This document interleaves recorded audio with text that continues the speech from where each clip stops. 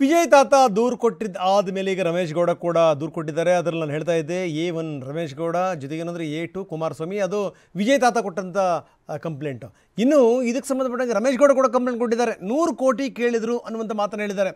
ಇದಕ್ಕೆ ವಿಜಯ್ ತಾತ ಕೊಟ್ಟಿರುವಂಥ ಪ್ರತಿಕ್ರಿಯೆ, ಯಾರಾದರೂ ಕೇಂದ್ರದ ಮಂತ್ರಿಗೆ 100 ಕೋಟಿ ಕೊಡಿ ಅಂತ ಕೇಳಕ್ಕೆ ಸಾಧ್ಯನಾ ಅನ್ನುವಂಥ ಪ್ರಶ್ನೆ ಹಾಕಿದ್ದಾರೆ ವಿಜಯ್ ತಾತ.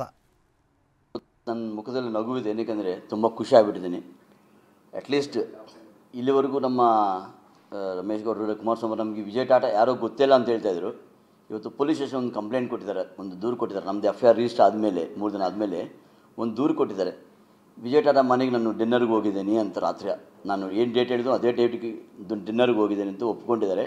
ಅದಕ್ಕೊಂದು ಚೂರು ಖುಷಿ ಆಯ್ತು ನನಗೆ ಇವತ್ತು. ಅಟ್ಲೀಸ್ಟ್ ಇವತ್ತಾದರೂ ಒಪ್ಕೊಂಡಿದ್ದಾರಲ್ಲ ಅಂತ. ದೂರು ಕೊಟ್ಟಿದ್ದಲ್ಲಿ ನಾನು 100 ಕೋಟಿ ಕೇಳಿದ್ದು ಅಂತ. ಅಂದರೆ ವಿಜಯ್ ಟಾಟಾ ಲಾಸಲ್ಲಿದ್ದಾನೆ, ನನಗೆ 100 ಕೋಟಿ ಕೊಡಿ ಅಂತ. ನನ್ನ ಪಾಯಿಂಟ್ ನಾನು ಇವತ್ತು ಪ್ರೂವ್ ಮಾಡಿದ್ದೀನಿ.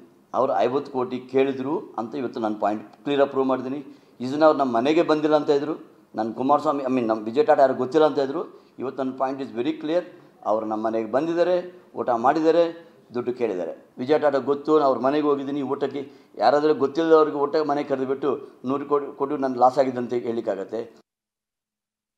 ಕುಮಾರಸ್ವಾಮಿಗೆ ಈ ಸುದ್ದಿಗೋಷ್ಠಿ ಮುಖಾಂತರ ದಯವಿಟ್ಟು ನಿಮ್ಮ ಕಾರ್ಯಕರ್ತನ ಬೆಳೆಸಿ ಈ ಥರ ಮೋಸ ಮಾಡಬೇಡಿ.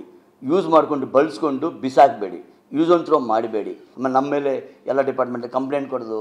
ಆಮೇಲೆ ಈ 3 ಜನ ಕ್ರಿಮಿನಲ್ಗಳು, ಒಬ್ಬ ಸಸ್ಪೆಂಡೆಡ್ ಪೊಲೀಸ್ ಇನ್ಸ್ಪೆಕ್ಟರ್, ಒಬ್ಬ ಮರ್ಡರರು, ಒಬ್ಬ ರೌಡಿ ಶೀಟರ್, ಇವರೆಲ್ಲ ಏನು ಮಾಡ್ತಾರೆ ಆ್ಯಕ್ಚುಲಿ ಹೇಳಿ?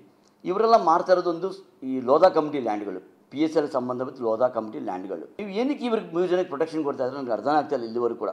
ವಿಜಯ್ ಟಾಟಾನೇ ಹೆಸರು ಕೆಡಿಸ್ಬಿಡೋಣ, ಯಾಕೆಂದರೆ ವಿಜಯ್ ಟಾಟಾ ಕಂಪ್ಲೇಂಟ್ ಕೊಡ್ಲಿಕ್ಕೆ ಚಾನ್ಸ್ ಇದೆ.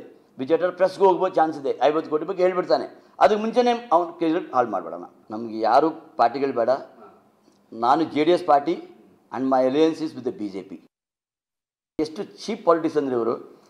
ಫಸ್ಟು ಗೊತ್ತಿಲ್ಲ ವಿಜಯ್ ಟಾಟಾ, ಆಮೇಲೆ 100 ಈಗ ನೆಕ್ಸ್ಟ್ ಏನೇನದು 100 ಕೋಟಿ. ಏನಾನು ಮಾತಾಡೋದು ಸೆನ್ಸ್ ಇದೆಯಾ? ಕಾಮನ್ ಸೆನ್ಸ್ ಯೂಸ್ ಮಾಡಿ ಯಾರಾದರೆ. ಪಬ್ಲಿಕ್ ಅಷ್ಟು ಗೊತ್ತಿಲ್ವಾ? ಒಬ್ಬ ಸೆಂಟ್ರಲ್ ಮಿನಿಸ್ಟ್ರಿಗೆ ವಿಜಯ್ ಟಾಟಾ ನಾನು ಲಾಸಲ್ಲಿದ್ದೀನಿ 100 ಕೋಟಿ ಕೊಟ್ಬಿಡಿ ಅಂದರೆ ಕೊಟ್ಬಿಡಿ, ಹಂಗಿದ್ರೆ ಎಲ್ಲರೂ ಕಳಿಸ್ಬಿಡೋಣ.